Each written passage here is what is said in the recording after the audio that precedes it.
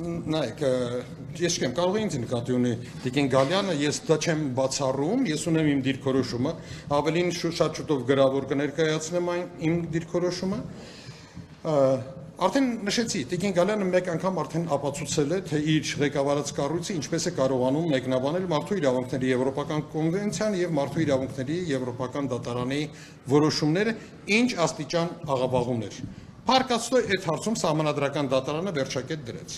Եթե շարունակեն նույն ձևով, ինչ որ մի պահի մենք կհասնենք վերջակետին։ Վերջակետին կարող ենք հասնել Հայաստանի Հանրապետության դատական համակարգում,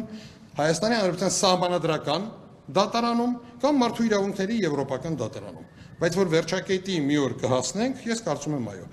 Իսկ այստեղ այն պայքարը չի, թե ով առաջինը կասի, որ մյուսները հիմա սկսելու են մանիպուլացիա։ Դրա մասին չի խոսքը։ Ես արդեն նշեցի, որ բանն այն է, որ սահմանադրական դատարանի որոշումը այնքան պարզ է գրված եզրափակիչ մասը, որ կարելի է բացել դա, բացել ապօրինի ծագում ունեցող գույքի օրենքը, կարդալ